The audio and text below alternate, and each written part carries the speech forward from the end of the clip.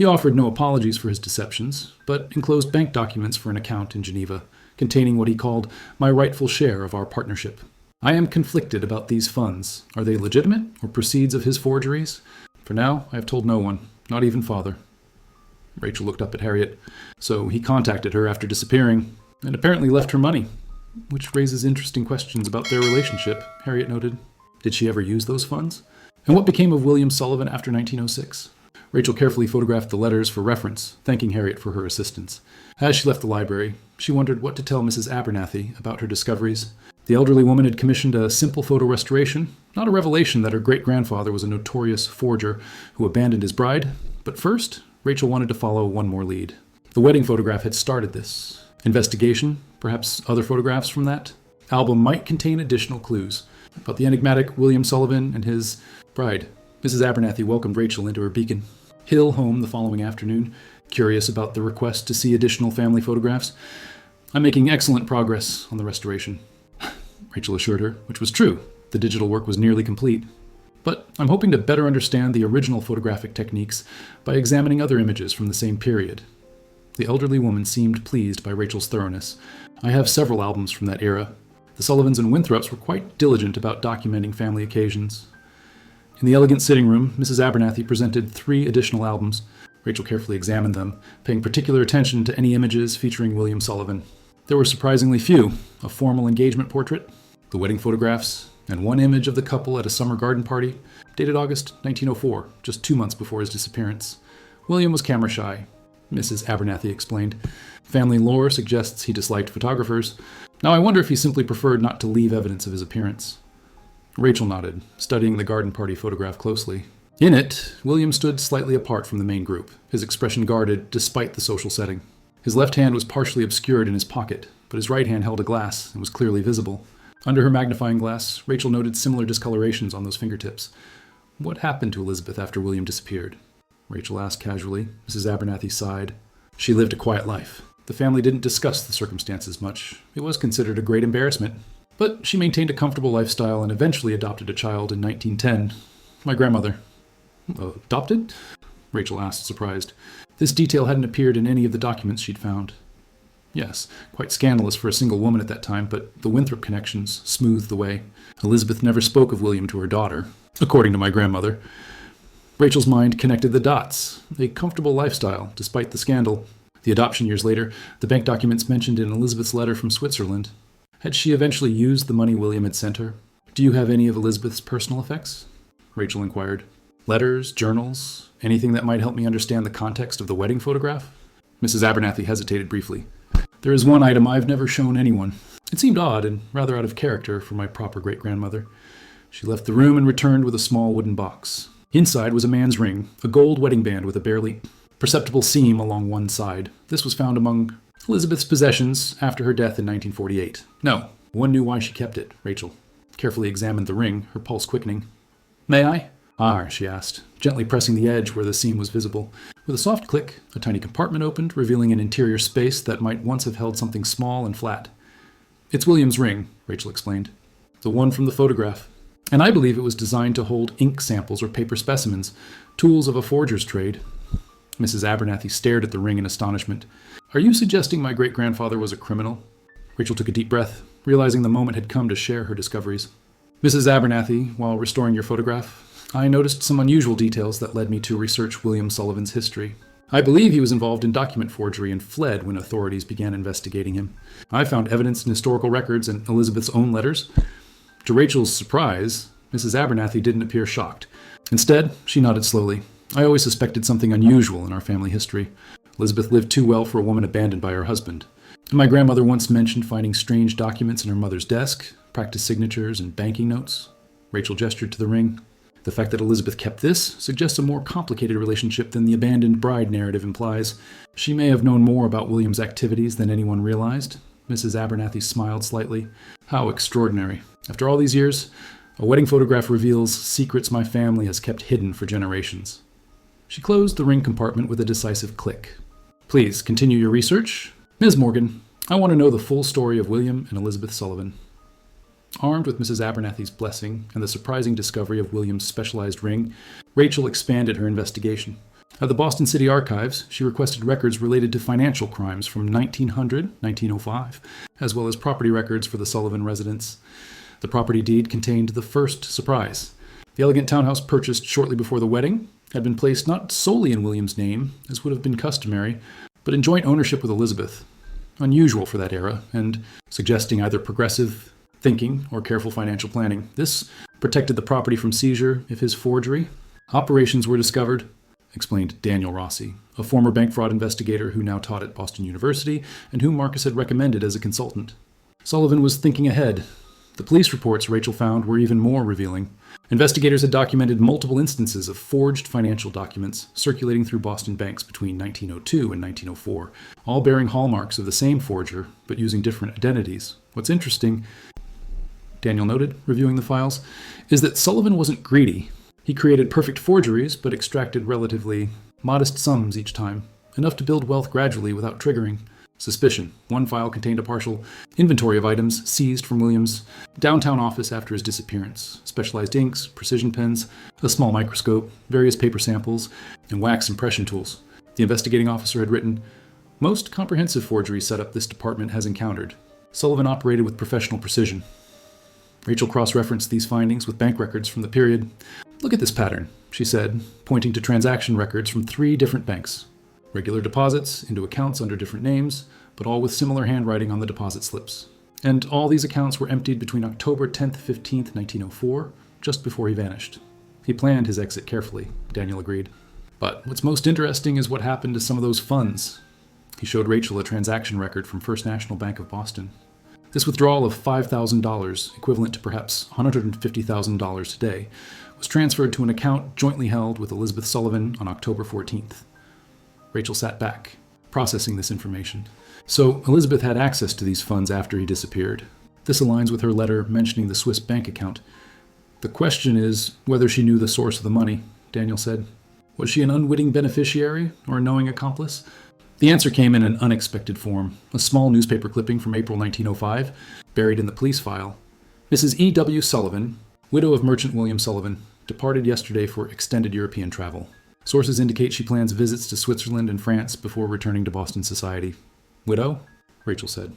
"William wasn't dead. He'd fled to Europe." But declaring herself a widow, rather than the abandoned wife of a fugitive forger, would have been socially advantageous, Daniel pointed out. "And traveling to Switzerland soon after receiving that letter you found, she was going to meet him," Rachel concluded. "Or at least access the funds he'd left for her. This wasn't a story of abandonment. It was a planned separation with financial provisions." As they gathered their notes, Daniel raised an important question. "What will you tell Mrs. Abernathy? That her family fortune potentially began with forgery proceeds, and her great-grandmother may have been complicit?" Rachel considered this carefully. "I think she deserves the truth, presented with context. The William and Elizabeth Sullivan story is far more complex than a simple case of criminal deception. There's a strange love story here, too, one that continued long after he supposedly vanished from her life, Rachel's. Investigation took an unexpected turn when Daniel Rossi connected her with a colleague at the U.S. Treasury Department's Historical Division. Patricia Lawson had spent years researching 19th and early 20th century counterfeiting operations, and the Sullivan case immediately captured her interest. Sullivan wasn't just any forger, Patricia explained during their video call. He was likely part of a larger network operating throughout New England. His specialty appears to have been securities and bank drafts rather than currency, more profitable and less risky than counterfeiting federal notes. Patricia shared digitized records from Treasury investigations of the era, revealing connections between Sullivan's methods and similar forgeries in New York and Philadelphia. The network had tentacles reaching into legitimate banking, with evidence suggesting inside collaborators provided paper samples and signature specimens. What's fascinating about Sullivan is that he disappeared just as the Treasury Department was preparing to coordinate with local authorities on arrests, Patricia noted. Someone tipped him off, possibly one of those banking insiders. Could that someone have been Elizabeth? Rachel wondered aloud. Her family had extensive banking connections. It's certainly possible, Patricia agreed. We've long suspected that the information came from someone with access to banking correspondence. The timing of his disappearance was too perfect to be coincidental. This possibility cast Elizabeth in an entirely new light. If she had warned William about the impending investigation, she was more than an innocent bride. She was actively involved in protecting him. Rachel shared the letter Elizabeth had received from Switzerland and her subsequent European travel. This fits a pattern we've seen in other cases. Patricia said. The Treasury Department tracked several forgers who established new identities in Europe. Switzerland, with its banking privacy, was a common destination. But most went alone. Family entanglements were considered liabilities. Yet William maintained contact with Elizabeth and provided for her financially, Rachel pointed out, which suggests a level of trust unusual in these cases, Patricia agreed. I wonder if there was more to their relationship than we're seeing. Rachel returned to Mrs. Abernathy's home that afternoon with this new perspective. The elderly woman listened attentively as Rachel outlined the Treasury Department's insights. I've been going through more family papers since your last visit, Mrs. Abernathy said when Rachel finished. I found something that might interest you. She presented a small leather diary with EWS 1903-1904 embossed on the cover. Elizabeth's private journal from before and after her marriage. I'd forgotten it existed until your revelations prompted me to search the attic storage. Rachel carefully opened the diary, finding entries in a neat, educated hand. The early pages showed Elizabeth's excitement about her engagement to the charming merchant William Sullivan. But entries from April 1904, 2 months before the wedding, revealed a significant shift. William has confessed the truth about his business affairs.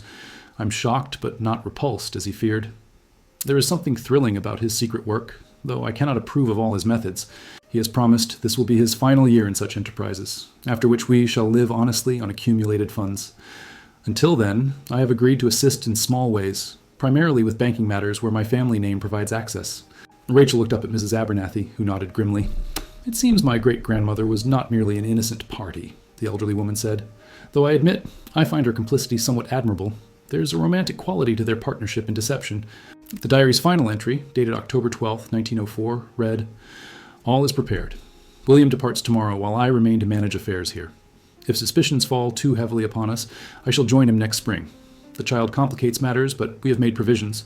Our love may be founded on unusual circumstances, but it is no less genuine for that. Child? Rachel asked, surprised. Elizabeth was pregnant when William fled? Mrs. Abernathy's eyes widened. But my grandmother was adopted in 1910, unless... She paused, calculating dates. Unless that was a fiction created to explain a child born in Europe and brought back later. The photograph that had started this entire investigation, William proudly displaying his wedding ring while inadvertently revealing evidence of his true profession, had now uncovered generations of family secrets, fundamentally changing Mrs. Abernathy's understanding of her own heritage. The diary's reference to a child set Rachel on a new investigative path. With Mrs. Abernathy's permission, she engaged a genealogical researcher specializing in European records to trace Elizabeth Sullivan's movements after she left Boston in April 1905. 3 weeks later, Rachel and Mrs. Abernathy sat together in the latter's sitting room, reviewing the findings. Elizabeth Sullivan arrived in Geneva, Switzerland on May 12, 1905, Rachel explained, showing the passenger manifest. She stayed at the Hôtel de Bergue for 3 weeks before leasing a villa in Montreux on Lake Geneva, where she remained until September 1907. The Swiss records showed Elizabeth opening an account at Banque Privée in Geneva, likely accessing the funds William had mentioned in his letter. More significantly, the genealogist had found a birth record from a private clinic in Lausanne dated July 8, 1905, a daughter Sophia, born to Elizabeth Sullivan, widow. Given the timing, this child was conceived before William disappeared, Rachel noted. The October diary entry makes sense now. The pregnancy complicated their plans for separation. Mrs. Abernathy examined the birth certificate with wonder. So my grandmother wasn't adopted after all. She was their biological child, born in Switzerland while William was in hiding. The researcher had also discovered school registration records for a William Sinclair, art dealer, who enrolled his daughter Sophia in a private academy in Florence, Italy in 1910. The handwriting on the registration matched samples of William Sullivan's writing from Boston records. He changed his name but remained in Europe with them, Mrs. Abernathy realized. They created a new life together. The most remarkable discovery came from passenger records showing Elizabeth Sullivan and 5-year-old Sophia returning to Boston in December 1910, alone. Within months of their return, Elizabeth had filed adoption papers for Sophia, creating the legal fiction that became family lore. She returned to Boston society as a widow who had adopted a child during her European travels, Rachel explained. No one connected this to William Sullivan, the forger who had disappeared years earlier. But what happened to William? Mrs. Abernathy asked. Why didn't he return with them? The final piece came from Italian police records. In November 1910, authorities in Florence had briefly detained a William Sinclair on suspicion of document fraud, but released him without charges. The file noted he departed immediately for South America. It seems their plan to live honestly didn't last, Rachel said gently. William returned to his old ways, was nearly caught, and had to flee again, this time without his family. Miss Abernathy nodded slowly. So Elizabeth brought their daughter home alone, creating the adoption story to protect Sophia from the stigma of her father's crimes. Financial records showed that Elizabeth maintained comfortable circumstances through prudent investment of her European inheritance, likely the proceeds from William's forgery operations. She never remarried and raised Sophia as a single mother, a rarity in that era, but made possible by her financial independence. The wedding photograph that started this investigation captured more truth than anyone realized, Rachel said. His hand revealed his secret profession, but their expressions, looking at them now with this knowledge, show a couple already planning their elaborate deception. And their love story, complicated as it was, continued across continents, Mrs. Abernathy added. They may not have had a conventional marriage, but they created a family and protected each other in their own way. On her final visit to Mrs. Abernathy's home, Rachel brought the fully restored wedding photograph, now beautifully framed. The digital restoration had preserved all the details, including the telltale marks on William's hand that had launched their investigation. "It's beautiful," Mrs. Abernathy said, studying the image. "I see them so differently now, not just as a bride and groom, but as partners planning an extraordinary deception." She invited Rachel to the study, where she had laid out a recent discovery, a small bundle of letters found hidden in a compartment of Elizabeth's writing desk, which had been in storage for decades. Now, these appear to be the only correspondence she kept from William after 1910, Mrs. Abernathy explained. They span from 1911 to 1926, sent from various locations in Argentina and Brazil. Rachel carefully examined the letters, all addressed to "My dearest E," and signed simply W. They revealed that William had established himself as a legitimate art dealer in Buenos Aires, specializing in European works, a business that likely began as a front for laundering money but eventually became genuine. The most poignant letter, dated 1916, responded to news Elizabeth had apparently sent about their daughter. "I treasure the photograph of S in her graduation dress. Though it pains me beyond words to have missed these milestones, I cannot regret our decision. You have given her the stable life and respectable name I never could. Perhaps someday when she is grown, if you judge it appropriate, you might share something of her father with her. But I leave this entirely to your wisdom, which has never failed us." Later letters suggested William had indeed built a respectable life, though he never returned to the United States, where charges against him remained open. The final letter, from December 1926, was written in a shaking hand. "My health fails rapidly now, dearest E. The doctors offer little hope. My affairs are in order, and additional funds will reach you through our established channels. Know that you and S have been my constant thoughts, even across these many years and miles. The decisions we made, difficult as they were, gave our daughter opportunities my criminal past would have denied her. You recognize the man I could be beyond my deceptions, and for that faith I have tried to live honorably these many years in exile. Tell S, if you think it right, that her father loved her completely, even from afar."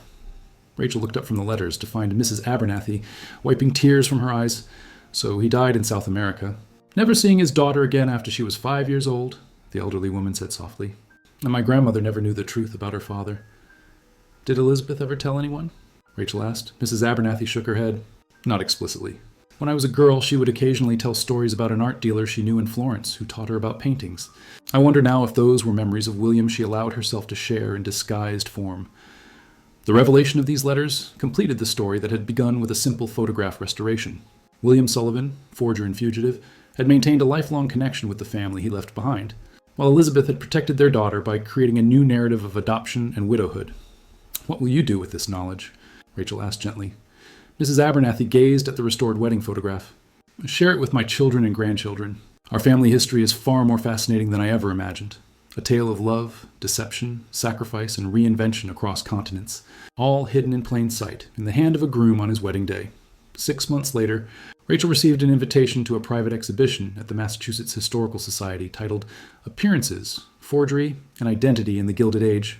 To her surprise, the centerpiece of the exhibition was the restored Sullivan wedding photograph, enlarged to show the detail of William's left hand with its telltale marks of his true profession. Mrs. Abernathy welcomed Rachel warmly. After you completed your work, I decided our family story shouldn't remain hidden any longer.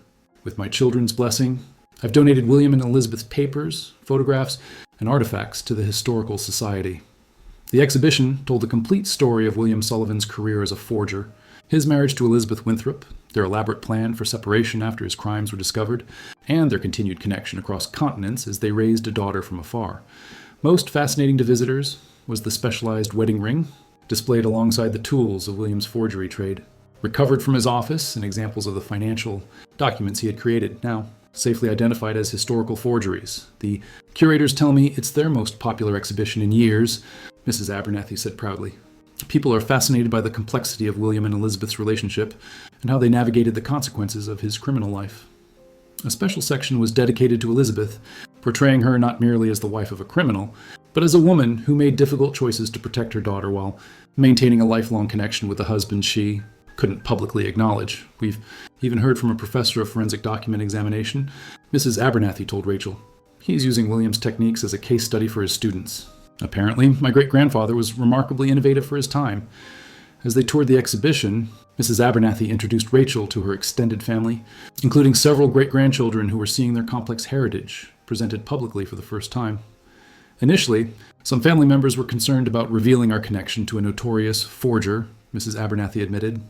But we've come to see it as a remarkable American story about reinvention, complicated love, and the lengths to which people will go to protect family. The exhibition's final display featured photographs of Sophia, the daughter raised by Elizabeth as adopted, alongside her own children and grandchildren, tracing the legacy that stemmed from William and Elizabeth's unconventional union. The historian who curated this exhibition pointed out something interesting, Mrs. Abernathy said as they completed their tour.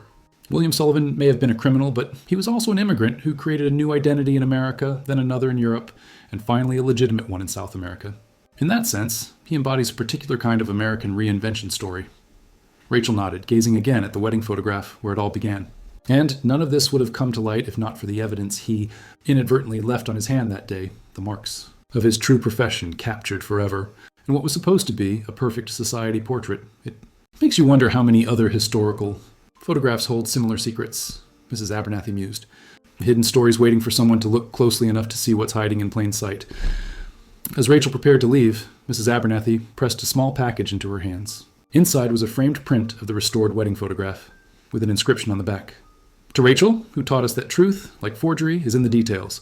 With gratitude from the Sullivan-Winthrop descendants, what had begun as a routine restoration project had uncovered a multi-layered family narrative spanning continents and generations, all because Rachel had taken the time to zoom in on Groom's left hand in a century-old photograph, revealing the truth behind his proud smile.